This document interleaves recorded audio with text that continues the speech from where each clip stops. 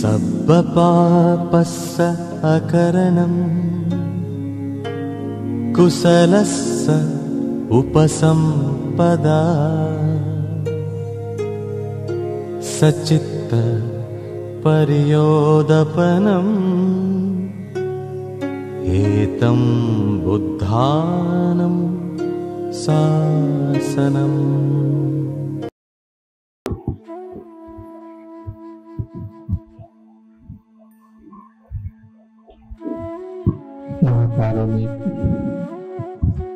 तथागत भगवान गौतम बुद्ध तथागतांच्या सद्धम्म तथागतांच्या विशुद्ध असा श्रावक संघ या तीनही रत्नांना विवार वंदन। विश्वरत्न परमपूज्य बोधिसत्व डॉक्टर बाबासाहेब आंबेडकर यांनाही त्रिवार अभिवादन। या वर्षवासाच्या कालखंडात नित्यनेमाने येणारे श्रद्धावान उपासक उपासिका बालबालिका सर्वांच्या प्रती मंगलमैत्री मंगलकामना।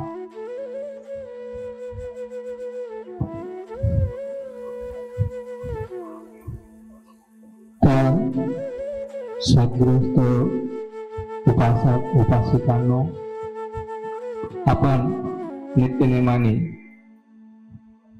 या वर्षाच्या कालखंडात पुण्य अर्जित करण्यासाठी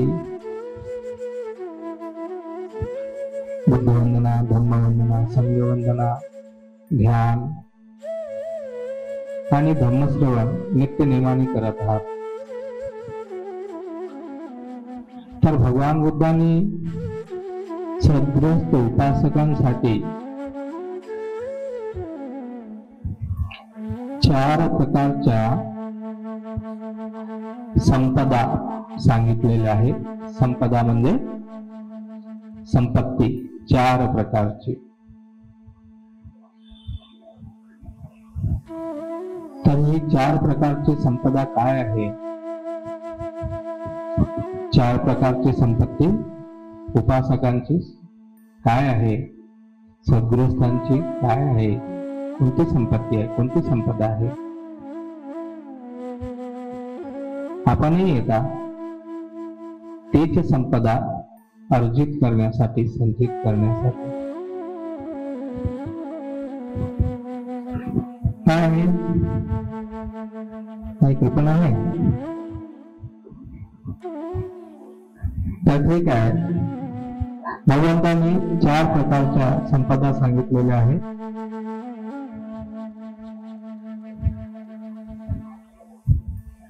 त्या 4 प्रकारच्या संपदा म्हणजे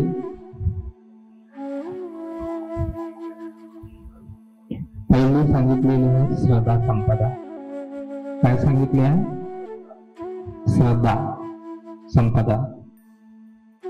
दुसरी सांगितलेली आहे शील संपदा। तिसरी सांगितलेली आहे त्याग संपदा म्हणजेच दान संपदा। आणि चौथी सांगितलेली आहे प्रज्ञा संपदा। तर या 4 प्रकारच्या संपदा, 4 प्रकारच्या संपत्त्या प्राप्त करण्यासाठी आपण नित्यनेमाने कार्य करत असतो। तर पहिली संपदा आपण काय प्राप्त करतो, तर कशा प्रकारे प्राप्त करतो? ते पहिलं कारण काय आहे? तर धर्मपूर्वक आणि श्रमपूर्वक संपदा प्राप्त करणे। आता धर्मपूर्वक आणि श्रमपूर्वक संपदा प्राप्त करणे हे काय आहे? तर धर्मपूर्वक काय आहे? तर शील सदाचाराचे पालन करत असतात।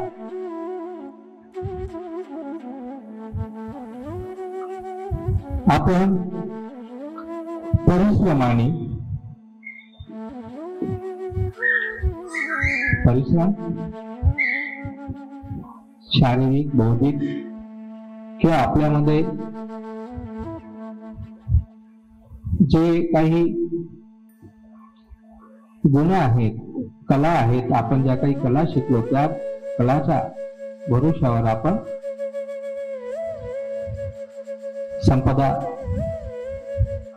संपत्ती जमवत असतो. ही संपत्ती जमवत असताना सेम सदाचारामध्ये राहून श्रमपूर्वक कष्ट करून, आता श्रमपूर्वक कष्ट म्हणजे त्यामध्ये शरीराने पण केलेल्या जातात आणि बौद्धिकतेने सुद्धा केलेल्या जातात. तर अशा प्रकारे ही संपत्ता प्राप्त करणे ही पहिली गोष्ट आहे. दुसरी गोष्ट आहे स्वजनात आणि गुरुजनात धर्मपूर्वक यश प्राप्त करणे. आता स्वजनात आणि गुरुजनात यश प्राप्त करणे काय आहे? तर स्वजन कशाला म्हटलं आहे? स्वजनात जे आपले बंधू बांधव आहेत, जे आपले नाते बांधव आहेत,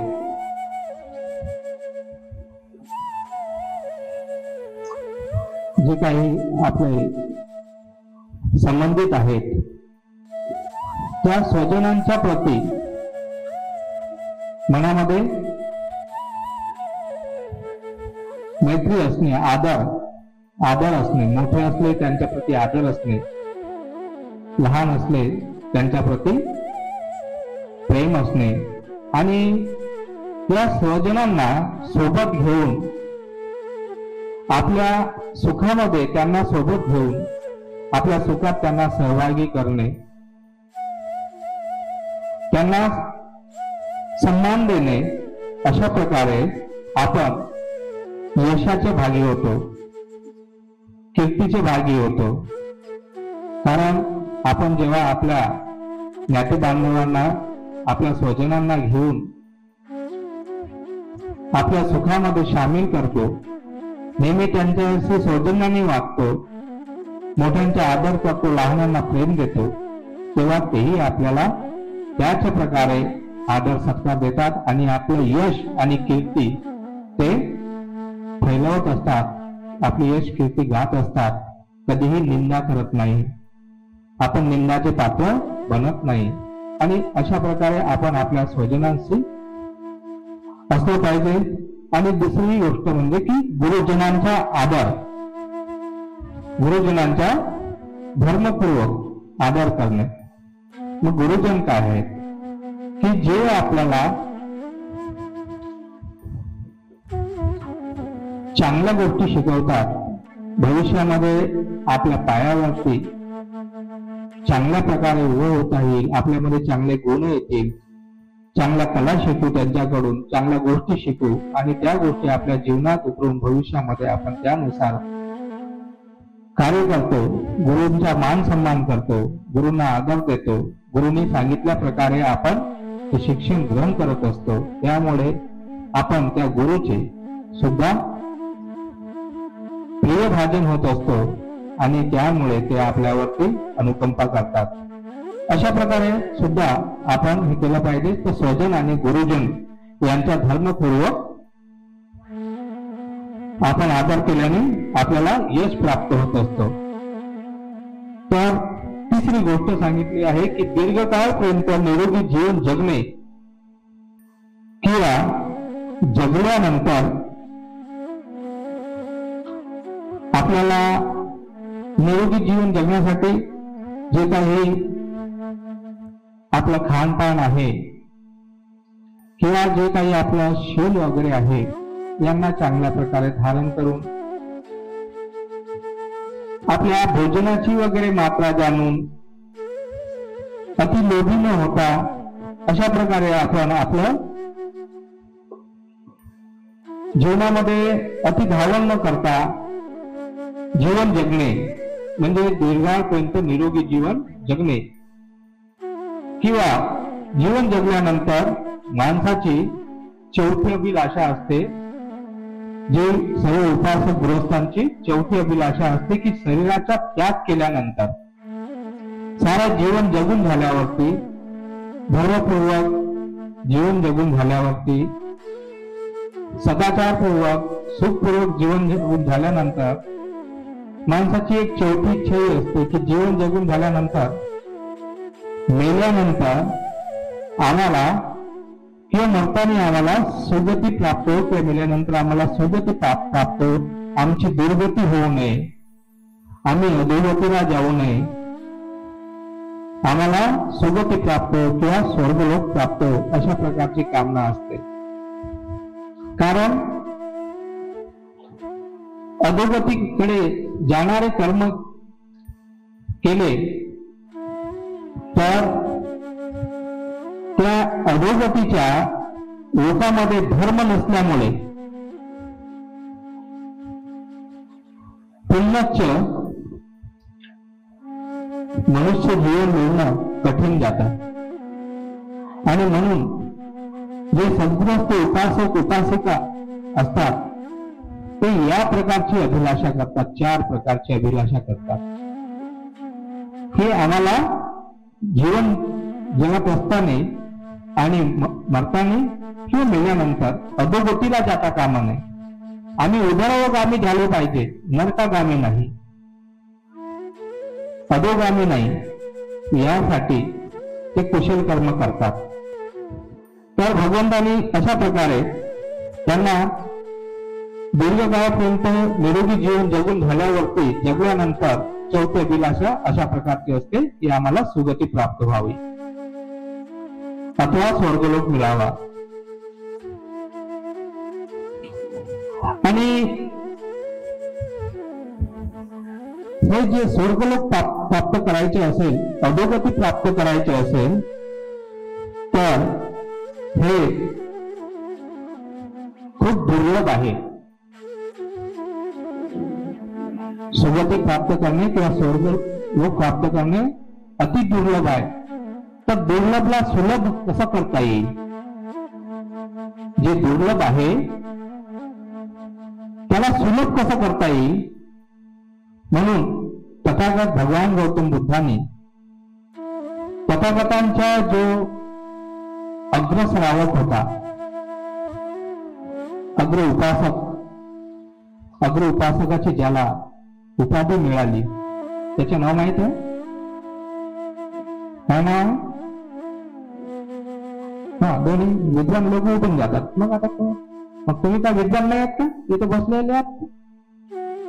अग्र उपासक सांगितलं बरेचदा, अनाथ पिंड, अनाथ पिंड भगवंताचे अग्र उपासक होते. होते का? होते का? नव्हते? तथागताचे अग्र उपासक कोण होते? अनाथ पिंडक होते. उपासका कोण होते? हा, कोण होते? सुजाता. त्याप्रमाणे भगवंताचे अग्र उपासक हे अनाथ पिंडक होते. त्यांचं नाव काय होतं? नाव काय होतं? सुदत्त. काय नाव होतं? सुदत्त नाव होतं. तर या सुदत्तला भगवंताने 4 प्रकारची संपदा सांगितली होती. किती प्रकारची? 4 प्रकारची संपदा सांगितली होती. तर या 4 प्रकारच्या संपदेचा उपदेश देत असताना ते अनाथ पिंडिकाला उपदेश देताना सांगतात की या 4 प्रिय मनोरम सुखद अभिलाषाची पूर्तीसाठी 4 धर्म साधने सुद्धा आहेत. या अभिलाषांच्या पूर्तीसाठी 4 धर्म साधने आहेत, ज्यामुळे दुर्लभ जीवन सुलभ होते आणि ज्याची आपण कामना करतो त्या सुगती किंवा स्वर्गलोक आपल्याला प्राप्त होत असते. तर पहिली काय सांगितलेली आहे? श्रद्धा संपत्ती काय सांगितलेली आहे? श्रद्धा संपत्ती. तर सुगत अनाथ पिंडकाला श्रद्धा संपत्ती बद्दल सांगताना काय सांगतात भगवान बुद्ध? की सद्गृहस्थ उपासकाची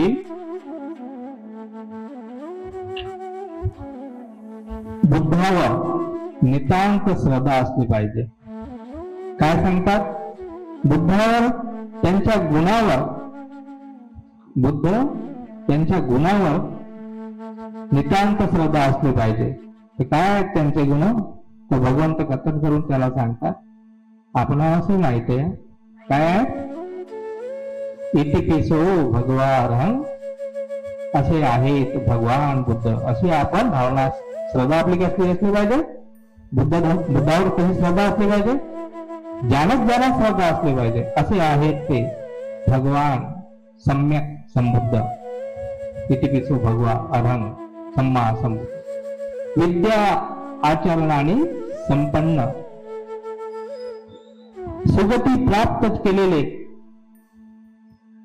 सुगतो लोकविदू, सर्व लोकांना जाणणारे लोकविदू. इतिपिसो भगवान सम्मा संबुद्ध. विद्याचरण संपन्न, सुगतो लोकविदू म्हणजे लोकांना मार्ग दाखवणारे, लोकविदू लोकांना जाणणारे, भटकल्यांना मार्गावर आणणारे. इतिपिसो भगवान अरहं, हे अरहंत आहेत, सम्यक संबुद्ध आहेत, विद्या आणि आचरणाने परिपूर्ण आहेत. विद्याचरण संपन्न, सुगत लोकविदू, सुगती प्राप्त केलेले आहेत. सुगत लोकविदू अनुत्तरो, अनुत्तर आहेत. अनुत्तरो पुरुष धम्म सारथी,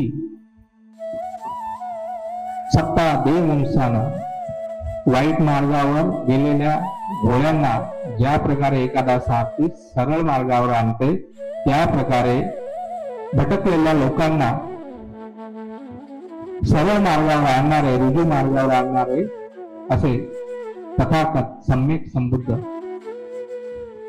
लोकविदू अनुत्तरो पुरुष धम्मसार सत्ता देवनुसार बुद्ध भगवान, असे ते बुद्ध भगवान आहेत.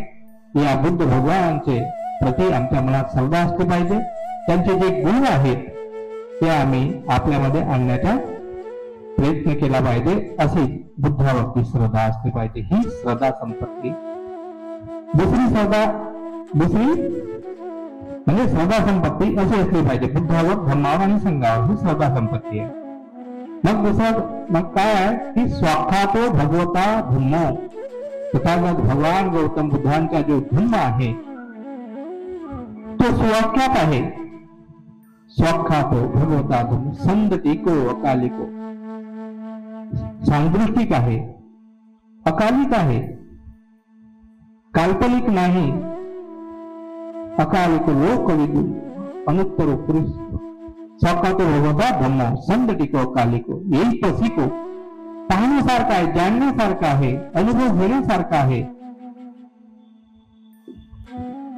आणि साक्षात्कार करण्यासारखा आहे. निर्वाणाच्या या धम्मामध्ये साक्षात्कार करण्यासारखा हा धम्म आहे. या धम्मावरती श्रद्धा असली पाहिजे. तिसरं की त्यांनी जो प्रस्थापित केलेला जो भिक्खू संघ आहे तो सुपटिपन्न, सुमार्गावर आहे. रुजुपटिपन्न, रुजू मार्गावर आहे, सरळ मार्गावर आहे. न्यायपटिपन्न, न्याय मार्गावर आहे. साम्यची पटिपन्न, सत्य मार्गावर आहे. विविधं चत्तारी पुरुष युगाने हट्ट पुरुष भोगला, हा तथागतांचा जो श्रावक संघ आहे, जो सत्य न्याय मार्गावर चालणारा आहे, रुजू मार्गावर चालणार आहे. यांचे 4 जोडे होतात. 8 पुरुष बुद्धल आहेत, 4 फळ आणि 4 मार्ग, म्हणजे स्वतःपणा सद्गुणगामी, अनागामी आणि हरात्व आणि फल प्राप्ती करून अशा प्रकारे 8 बुद्धल आणि 4 जोडे होतात. यांच्यावरती श्रद्धा असली पाहिजे. पाहुणे आव्हान करण्यासारखं आहे, पाहुणे बनवण्यासारखं आहे, अतिथी बनवण्यासारखं आहे, पाहुणचार करण्यासारखं आहे, पाहुणे दक्षिणे दान देण्यासारखं आहे. कोयन खेतम लोकसाठी, लोकांसाठी पुण्यक्षेत्र आहे, जे भगवंतांनी सांगितलेल्या मार्गावर आरूढ आहे. अशा या संघांच्या प्रती श्रद्धा असली पाहिजे. तर ही गृहस्थांची, उपासकांची पहिली श्रद्धा संपत्ती आहे. काय आहे? श्रद्धा संपत्ती. दुसरी संपत्ती काय सांगितलेली आहे? शील संपत्ती. काय शील संपत्ती? हे जीव हत्या, कुणाही प्राण्याची जीव हत्या करणार नाही, कोणत्याही प्राण्याची जीव हत्या करू नये, दुसरी गोष्ट चोरी करू नये, आणि तिसरी गोष्ट म्हणजे व्याभिचार करू नये, अनाचार करू नये, चौथी गोष्ट सत्य बोलावे, खोटं बोलू नये. आणि अशा प्रकारे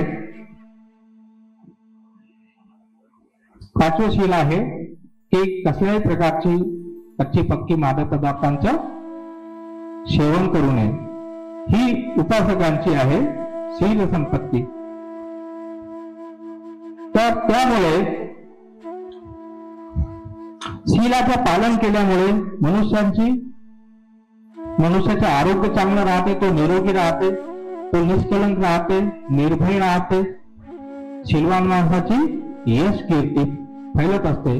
आणि अशा प्रकारे श्रद्धावान उपासक शील संपत्ती धारण करत असतात, कमवत असतात. ही शील संपत्ती गृहस्थांनी, उपासकांनी कमवली पाहिजे, तिला वाढवली पाहिजे, ज्याच्यामुळे माणूस कधीच अधोगतीकडे जाणार नाही, सोबतीकडे जाईल, दुर्गतीमध्ये जाणार नाही, अधोगतीकडे जाणार नाही, स्वर्ग लोकातच उत्पन्न होईल, या मनुष्य श्रेष्ठतम मनुष्य लोकांमध्ये उत्पन्न होईल. ज्यामुळे त्याची भावना शुद्ध आणि पवित्र असल्यामुळे तो प्रज्ञेकडे वळेल. तरी प्रज्ञा कशासाठी आहे? की जे काही अज्ञान आहे,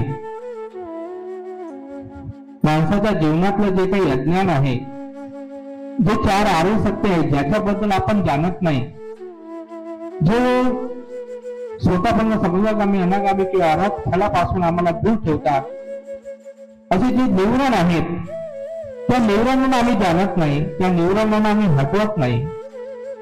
त्या निवरणांना जाणता आला पाहिजे.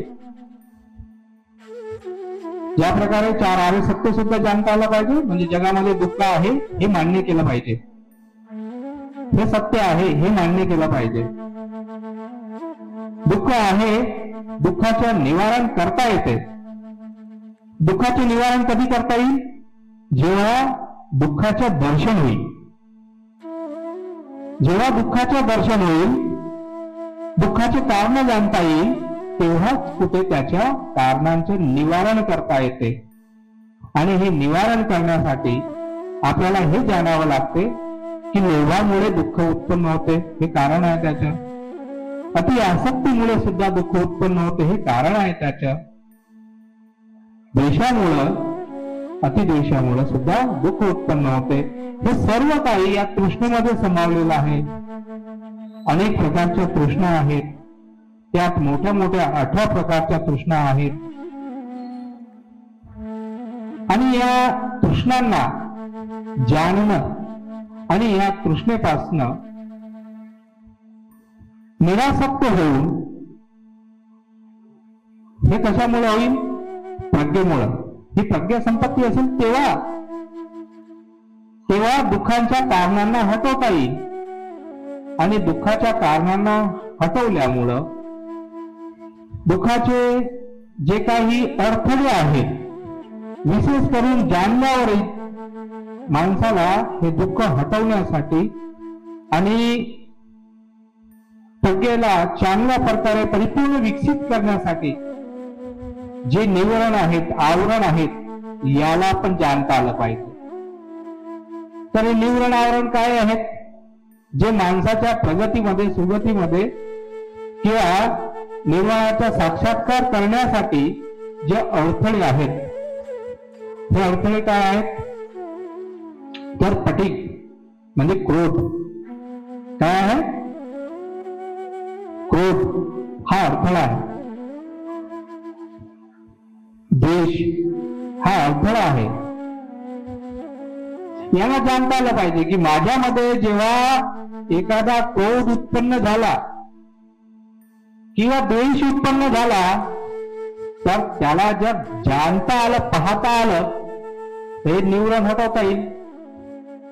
ही दिवाल, ही जी भिंत आहे दुःखाची, ती पाडता येईल किंवा तिला हलवता तरी येईल.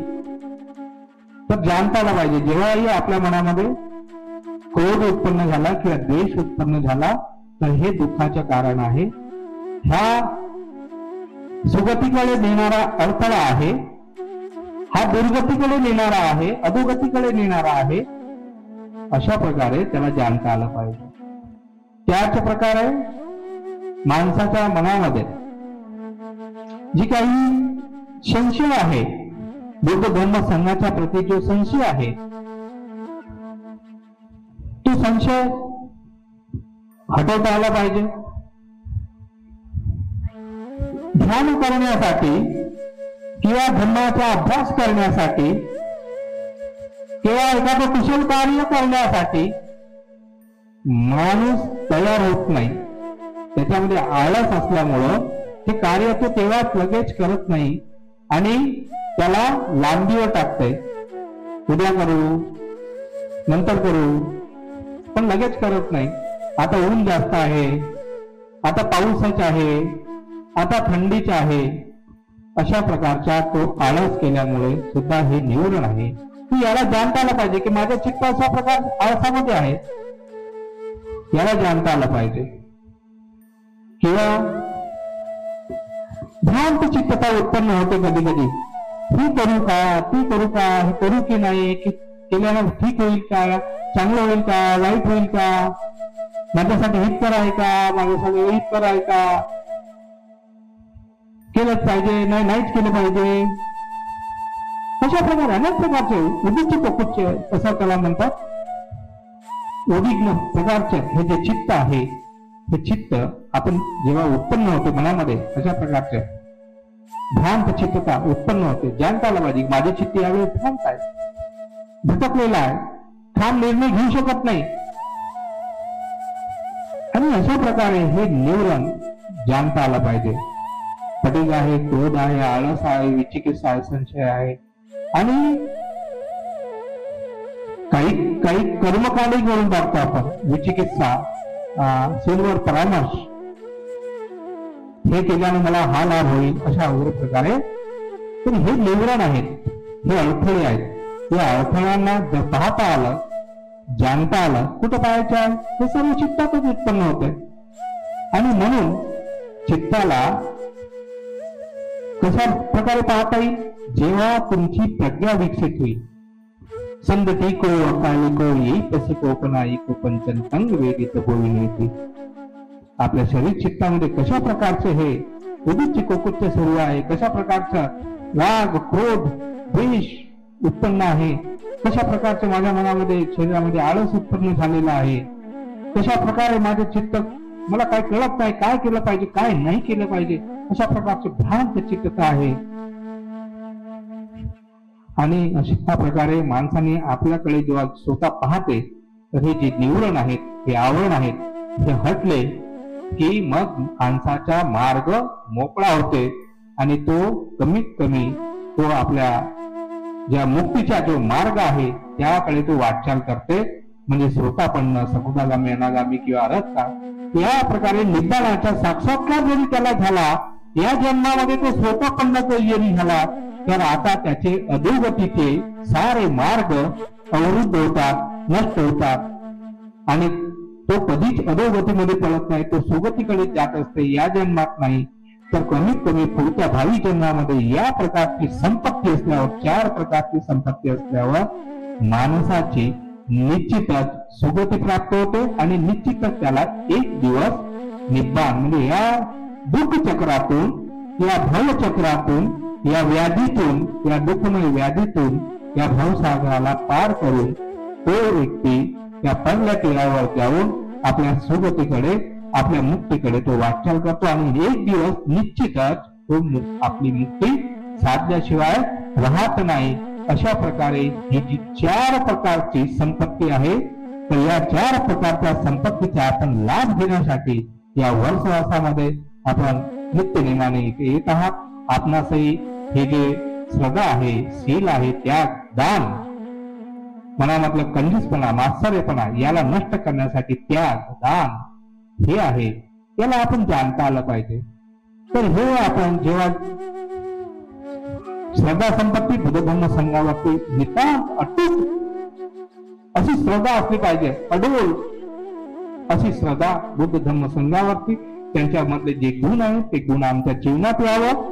दुसरी गोष्ट शील, शीलामुळे आम्ही निरोगी राहू, आमची संपत्ती वाढेल, आमची यश कीर्ती वाढेल आणि आम्ही निर्भय असं जीवन जगू आणि निश्चितच आम्ही सुगतीकडे आमची वाटचाल करू.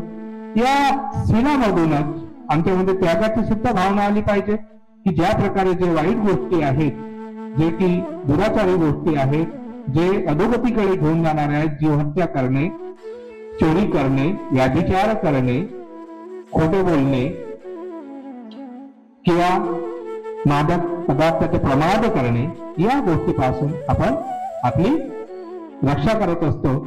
आणि अशा प्रकारे आपण हे जाणत असतो की या गोष्टीमुळे अशा प्रकारे दुःख होते. या गोष्टीला आपण नष्ट केलं तर अशा प्रकारचे सुख प्राप्त होते. अशा प्रकारे शील, सदाचार, त्याग आणि सर्वात महत्वाची म्हणजे ज्यासाठी आपण प्रयत्न करतो, ज्या मुक्तीसाठी, ज्या निब्बाणासाठी किंवा त्या निब्बाणाचे जे मार्ग आहेत किंवा फल आहेत, त्या मार्ग फलासाठी आपण मुक्तीकडे वळण्यासाठी आम्हाला प्रज्ञा ही संपत्ती सुद्धा आम्हाला आवश्यक आहे. जे 4 आर्य सत्य आहे, दुःख, दुःखाचे कारण, त्याचे निवारण आणि त्यांच्या निवारणाकडे घेऊन जाणारा हा मुक्तीचा जो मार्ग आहे, ज्याला आपण आर्य अष्टांगिक मार्ग म्हणतो, याला सुद्धा आपण भावित करण्याचा प्रयत्न केला पाहिजे, याचा अभ्यास केला पाहिजे आणि आपली प्रज्ञा पूर्ण विकसित करून आपणही मुक्तीचे लाभी झाले पाहिजे.